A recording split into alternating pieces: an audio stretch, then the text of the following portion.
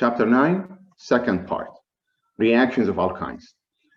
These reactions of alkynes are very similar to what we have done previously in the alkene chapter. So they are also called addition reactions due to the fact that when an alkyne reacts with a nucleophile, it's going to be added to the alkyne, and that's going to cause the alkyne to lose two of its pi bonds and form sigma bonds and expand. So that's basically what's going to happen in those reactions. So you may have couple steps in those reactions where the first pi bond will be consumed in the first step and the second pi bond will be consumed in the second step. So let's look at them. So the first reaction that we don't have a control over to stop at the alkene level is to take an alkyne and react it with hydrogen in presence of a catalyst, platinum, palladium, or nickel, or rhodium, any of those catalysts, that will take the alkyne all the way to the corresponding alkane. So you will never see a catalytic hydrogenation of an alkyne giving me an alkene. Even if I don't have this two equivalents written in there, even if I don't have that and I say just H2, you should assume that we have excess of it that's going to be available to deliver the alkane. So it's very straightforward, actually, reaction. The catalyst will serve as a support, and the two hydrogens will be attached to that support, to that catalyst, and the first equivalent of hydrogens will be added to give you the alkene, and right away the alkene will react with the second equivalent of hydrogen to give you finally the alkane structure. And as I said already, the alkene intermediate cannot be isolated. Now, what if somebody want to go from an alkyne to an alkene? Now, there are two other reactions that we're going to have to actually worry about when it comes to a question like that. So it depends on what isomer are we interested in? Are we interested in the cis alkene or are we interested in the trans alkene? The cis alkene, if that's the interest to make out of an alkyne, then I'm going to have to use what we call Lindlar's catalyst. Lindlar's catalyst along with the hydrogen. What's Lindlar's catalyst? Lindlar's catalyst is basically a complex, consists of the following: barium sulfate and palladium poisoned with quinoline. Here's the quinoline structure: palladium poisoned with quinoline and barium sulfate. What's the role of Lindlar's catalyst here? Now, methanol is just a solvent. So if I don't have methanol written down, it's totally fine.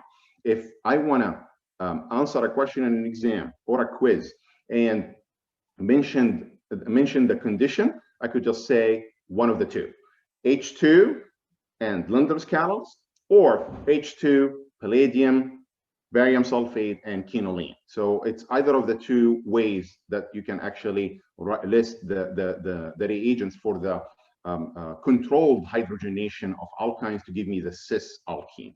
So you have to say H2 in either way. So whether it's H2 / Lindlar's catalyst or H2 / palladium / barium sulfate / quinoline.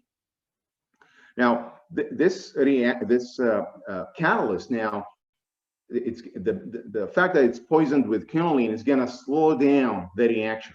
So that's going to prevent it from going all the way to the alkane. And that's important to keep in mind, that the way how it works, similar to how we did the catalytic hydrogenation without having a Lindlar's catalyst, by basically having a catalyst that's palladium as a support, the two hydrogens have to be attached to the support in order for the alkyne to react with it to give you the cis alkene. And that's the reason why it's a syn addition. What does syn addition mean? The two hydrogens are added on the same side of that triple bond to give you the cis alkene.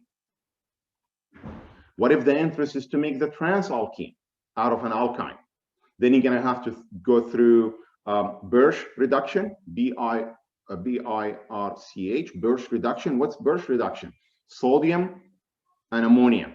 So this is a radical, actually, reaction. It starts with the sodium basically giving me an electron, and that's the tendency of the first group in the periodic table that gives away its valence electrons to make the nearest noble gas. So that's why the expected step to happen first is the sodium giving away an electron in the ammonia medium. And that's why the solution becomes actually a deep blue solution due to that intermediate, which is ammonia with a solvated electron, and the sodium being in cationic form. So the first step, that will be, once again, the sodium releasing an electron. So that will be the electron that's available now to be delivered to the alkyne.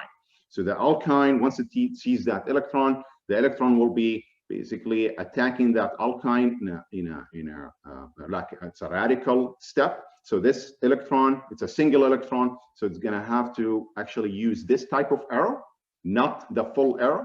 And we've seen this type of arrow in the radical mechanisms. So that's important that we use that type of arrow here. And what's going to happen next, that this pi bond is going to be fully transferred to this carbon. So that's why you see the homolytic cleavage versus the heterolytic cleavage. So it's important that we indicate that. So this pi bond is going to break and is going to give you an anion. And this electron, once it delivers to the carbon, is going to give you the radical. So now we have a radical anion. So we have a radical on one carbon and we have an anion on the second. Why is it a radical on one carbon? Because the electron coming from the sodium is delivered to that carbon. And why is it an anion on the second carbon? Is because of the pi bond breaks off towards one carbon to give you that anion on it. And once you form that, the negative charge is going to grab a hydrogen from the ammonia solution. And that's going to basically be the first hydrogen. And once you form that, the next step would be another sodium will deliver another electron to give you the negative charge now. So that radical carbon is going to pick up the second electron in the next step to give you the vinyl anion. And this anion, it's the most stable form will be the trans form, where the 2R group are actually in the trans isomerism. And this is the justification why Birch reduction goes from an alkyne to a trans alkene. This is the step actually that determines the stability of the intermediate, which is the trans intermediate, to give you finally the trans alkene. And once again, this anion, once it's formed, it picks up a hydrogen to give you finally the trans alkene. This mechanism is required. It's important that we keep in mind this, the sequence of the steps and the arrow pushing. It's important that we indicate the type of arrow that's going from one species to another. And as I mentioned, it's also important that we indicate the structures of those intermediates that we have. So it's a single electron delivered to the alkyne to give you the anion radical, and then the anion radical is going to pick up a hydrogen on the anion side to give you a hydrogen insertion in there, and then next another radical being delivered to give you the anion on the other carbon, and that's where the trans form is being favored, and that's where it's being formed. And then once you form it, you're going to have a hydrogen abstraction from the ammonia to give you finally the trans alkene. So the three reactions that we have seen so far of hydrogenation, the first one is hydrogen over platinum, palladium, or nickel. That will take the alkyne all the way to the alkane. The second reaction is the hydrogen and Linder's catalyst, which is basically palladium / barium sulfate and quinoline, that will take the alkyne to the cis alkene. And the third is the Birch reduction, taking an alkyne all the way to trans alkene. That will require the use of sodium and ammonia. You may find some textbooks that will actually list lithium and alcohol, lithium and ethanol, or lithium and methanol. That's also acceptable to be used actually to take an alkyne to the trans alkene. And it will go through the same exact set of steps that we've seen here. Instead of sodium, I will have lithium giving an electron, and the anion picking up a hydrogen from the alcohol solvent. It's the same exact way how we see in the mechanism here. I will require this mechanism, not the other. The next reaction, adding halogen. We've seen this reaction in a previous chapter, that's the alkene chapter. So when a halogen X2 reacts with an alkene, we form what we call halonium ion. And what we've seen in there, that you're always going to get the trans dihalide due to that halonium ion. Similar to that, we will have the reaction here, giving me basically the sort of a bridged halonium that will be the alkene halonium, and then you're going to end up having the X, the second X added from the second side. And that's why the trans will always be more favored than the cis. Now, the reaction of halogen with alkyne cannot be controlled at the dihalide. So most of these reactions that we have halogen reacting with alkyne goes all the way to the tetrahalide. So due to the fact that the higher yield actually becomes achievable when you aim for the tetrahalide rather than the dihalide. But again, if I'm interested in the dihalide, the important thing to keep in mind that the trans dihalide will be the more favored structure than the cis dihalide. And again, there is no stereochemistry controlled here compared to the alkene. The alkene, you will never get the cis dihalide, you will always get the anti-dihalide. So it's more rigid bond in there that actually the stereochemistry is much more defined in the product compared to the alkyne. And keep in mind that it's hard to stop the reaction at the dihalide. It's easier to go all the way to the tetrahalide. And in order for me to do that, I'm going to need at least 2 equivalents of the halogen. So whether it's a Cl2 or Br2 or I2, some reactions you will see I2 actually in them, then you will expect to have tetrahalide structure at the end. Addition of HX, HCl or HBr or HI. When we did this reaction with alkenes, we went through the Markovnikov addition. What is that supposed to mean? What it means that you add the hydrogen to the carbon that has more hydrogen, and you add the halide to the carbon that has less hydrogen. So you always get the internal halide, the alkyl halide, and you always get the terminal carbon of that alkene to be the carbon that's going to have the hydrogen added to it. Similar to that, we will do the alkyne reacting with HX. So it's an addition reaction. The hydrogen will be added to the carbon that has more hydrogen. So that's going to always be the terminal carbon of the alkyne. So hydrogen will be picked up by the terminal carbon, and the internal carbon will pick up the X. And as we mentioned in regard to halogenation, hydrohalogenation will also require 2 equivalents if my interest is to go all the way to the dihalide. So the first equivalent will deliver the vinyl halide, keeping the hydrogen on the terminal carbon and the halide on the internal. Adding a second HX will also go through Markovnikov addition.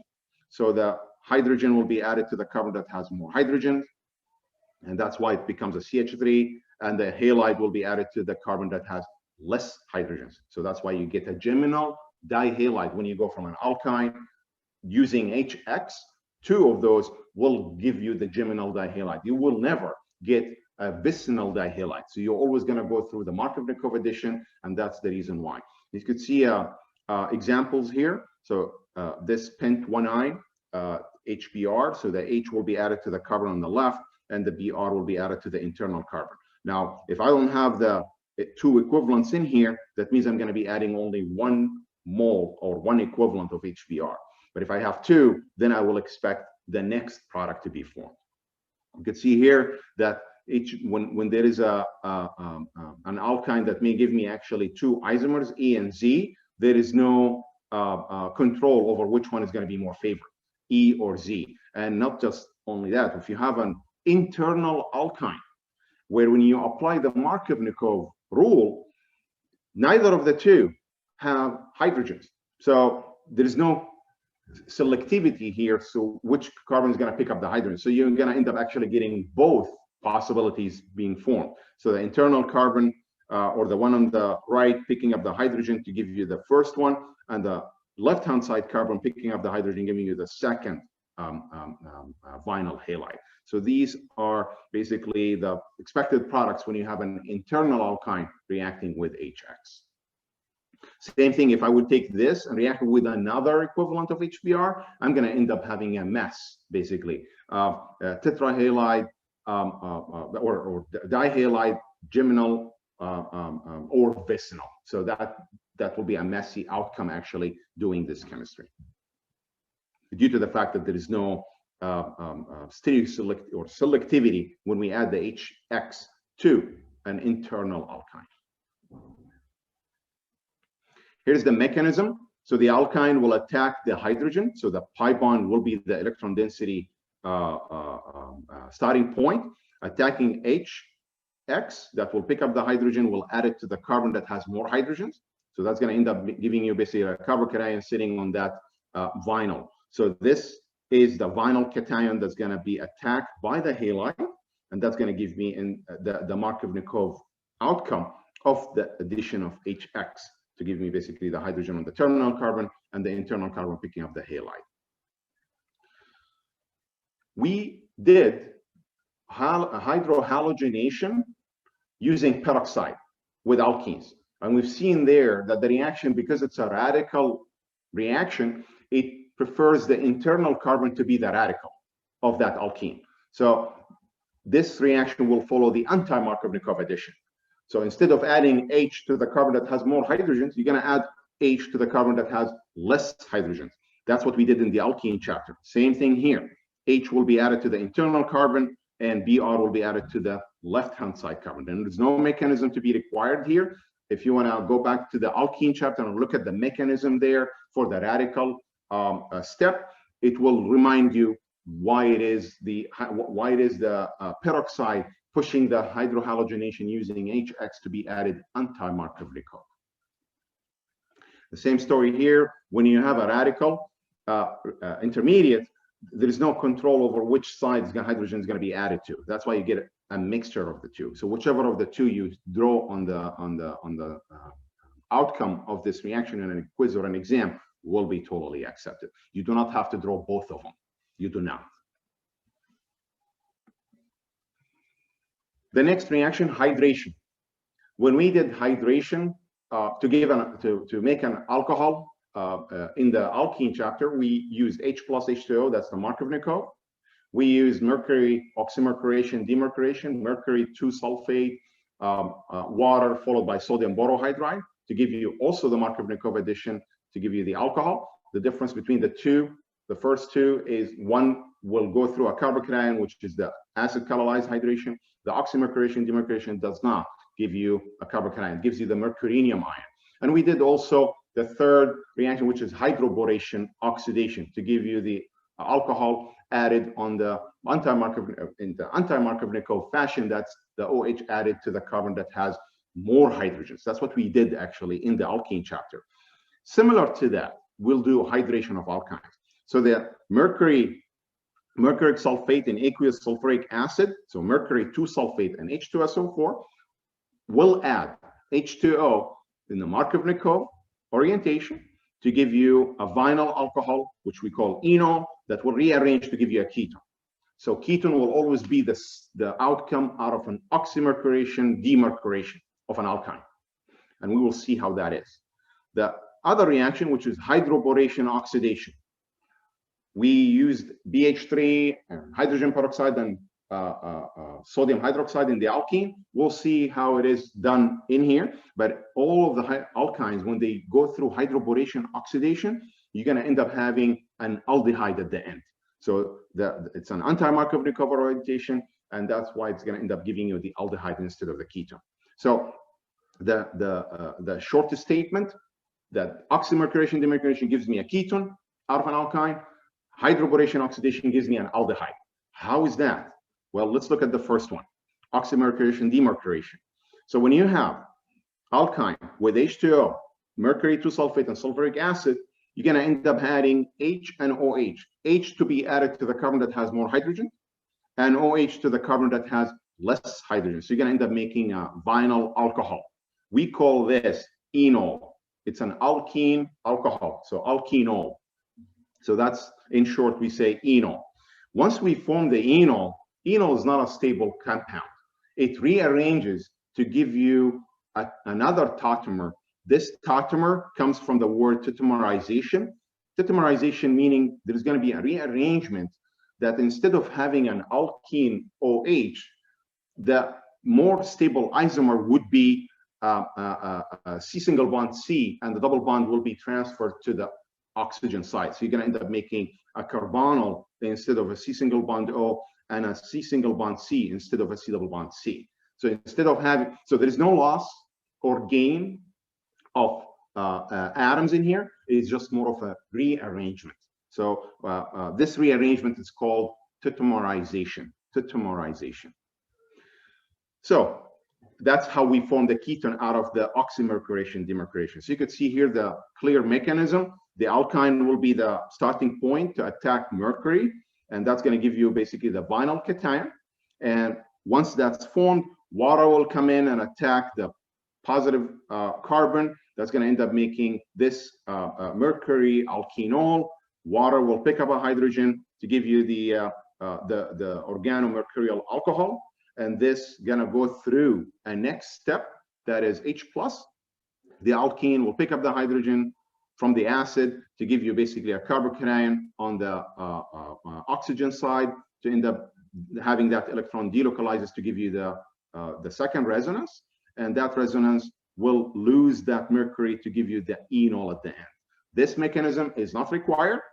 What I require from you to know is that every single time I have an alkyne reacting with mercury 2-sulfate, sulfuric acid, and water, think of it this way, that H will be added to the terminal carbon, OH will be added to the internal carbon to give you at the end an enol. And never draw this as a final outcome. The final outcome will always be the ketone structure. So think of it this way, that this carbon will pick up the hydrogen, and this carbon becomes the ketone. So there is no C double bond C, rather it's a C single bond C, C double bond O. So this will be your final structure all the time when you have an alkyne reacting with the oxymercuration demercuration condition. This is to give you how tautomerization usually takes place. So whether you say tautomerization or tautomerism is the same thing. So usually you have an alkene of an enol attacking H+ to give you a carbocation. This carbocation is being stabilized with the lone pair on the oxygen to give you this positively charged enol. This enol will have water pick up its hydrogen to give you finally the keto form.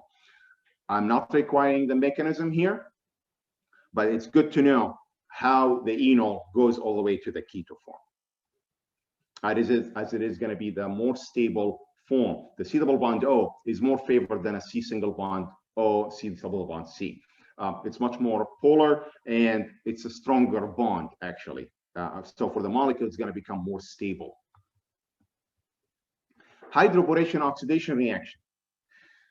It's an anti-Markovnikov addition version to make a carbonyl compound. Now, the oxymercuration demercuration gives me the ketone. The hydroboration oxidation gives me the aldehyde. So let's see how that happens. First of all, when we did the alkene reaction, hydroboration oxidation, we used BH3. Here, we're using something else. To control the addition, we don't use BH3. We use what we call dicyamyl borane. It's a monohydride reagent. The cyamyl group is written right here. So you can see here that it's a 5-carbon chain and the attachment on the second carbon. So it's more of an isopropyl attached to an ethyl. So this cyamyl group, it's what's attached to the borane. So whether I draw it this way or I draw it with the abbreviation, it's totally acceptable. So it's up to you. Now, what do we do here? We do the anti-Markovnikov addition. Hydrogen will be added to the carbon that has less hydrogen. So that's why the hydrogen ends up on the internal carbon, and this borane going to end up on the carbon that's on the terminal. That's the anti-Markovnikov. And we justified that using hydroboration oxidation of alkenes. We say there that the boron is lower in electronegativity, and because it's lower in electronegativity value, the hydride will be added to the carbon that's more electropositive, the more substituted one. So you end up making this vinyl borane, which will go through oxidation. Just to make sure that you be aware of it, no mechanism is required. I'm just going to go through the steps just to justify why we're getting the aldehyde. The vinyl borane is going to go through oxidation, hydrogen peroxide and hydroxide. That's what we used in the hydroboration oxidation of an alkene, and that's going to take care of the borane to take it to the OH. Once we make the vinyl alcohol or the enol, that's going to go through tautomerization to end up giving you the aldehyde. Why is it the aldehyde? Because once you make the C double bond O, C single bond C, the C double bond O is on the terminal. That's an aldehyde functional group. So that's the difference between oxymercuration demercuration of an alkyne and hydroboration oxidation of an alkyne. Both will give me carbonyl, but one will give me a ketone and the second will give me an aldehyde through what we call enol tautomerization to the keto form. You can see here clearly the tautomerization happening in a base catalyzed medium, like the hydroboration oxidation. There is no H plus around. So that what's around is OH minus. So what's going to happen that the OH minus is going to pick up the hydrogen from the alcohol, going to give you an O minus. This O minus is going to delocalize to give you the anion on the carbon. And then what's going to happen next is that anion is going to grab a hydrogen to give you finally the keto form, which is the aldehyde structure out of a hydroboration oxidation of an alkyne. No mechanism is required for the oxymercuration demercuration or the hydroboration oxidation of alkynes. Next, oxidation of alkynes. So we've seen oxidation of alkenes. So if you use osmium tetroxide and hydrogen peroxide as co-oxidant, we'll get the syndiol. If I use KMNO4 diluted, I get the syndiol.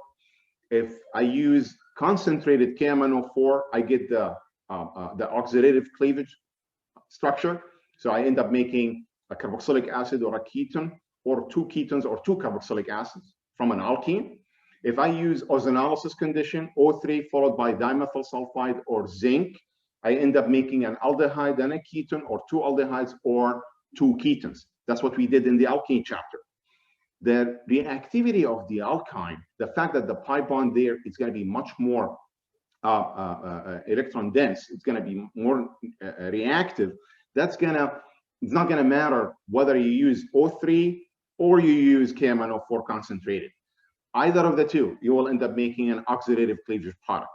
But before we get to that, let's look at the diluted KMNO4. What will that give me? Is it going to give me a diol? No, that's what we did in the alkene. But in the case of the alkyne, what's going to happen? You're going to end up making a tetra alcohol. This tetra alcohol is not going to be staying the way it is. It's going to collapse to basically a diketone. So every single time you have an alkyne reacting with diluted KMNO4, how do I know it's diluted? I have water in there. This water indicates that you have a diluted KMNO4. You know that you're going to end up not making an oxidative cleavage, rather it's an oxidation only to give you the diketone. So both carbons will pick up basically a double bond O. That's the difference between a diluted KMNO4 and concentrated KMNO4 and heat. Now, when you have concentrated KMNO4 and heat, especially when you have basic base being used in there, that's when you know that you're going to end up making an oxidative cleavage outcome. The oxidative cleavage forces the C triple bond C to be broken apart totally, and you're going to end up making two carbonyl structures. And both of these will become carboxylic acids. So the first one, 1, 2, 3, so that's a 3-carbon chain acid, and the second one, 1, 2, 2-carbon chain acid as well. So that's important to keep in mind, that the difference between diluted KMNO4 and concentrated KMNO4 when you use alkyne. The diluted KMNO4 will give me diketone. The concentrated KMNO4 will make the oxidative cleavage product. Both will be carboxylic acids. To remind you, the alkene, the diluted KMNO4 gave me diol, syndiol, and the concentrated KMNO4 in presence of base gave me 2 carboxylic acids, 1 carboxylic acid and a ketone, or 2 ketone structure. That's the difference between an alkyne and an alkene. The last reaction is the ozonolysis. There is no difference between ozonolysis and concentrated KMNO4 when it comes to an alkyne. Both will go through the same type of reaction, that is oxidative cleavage, and both will give me basically a carboxylic acid. So if I have a terminal alkyne, I'm going to end up making an acid on the left-hand side, carbon, and a CO2 on the right-hand side. If I would have this reacting with O3 and O3 ozonolysis condition, you're going to end up making the same outcome that you see here. So whether you use KMnO4 concentrated or O3 followed by water, you will end up drawing the same exact outcome, only when you have an alkyne. So both carboxylic acids, or if you have terminal alkyne, the carbon on the right becomes a CO2 product. That's basically the oxidation of the formic acid. So the formic acid will collapse down to CO2. That's usually the outcome when you have an alkyne. And this is the story of chapter 9.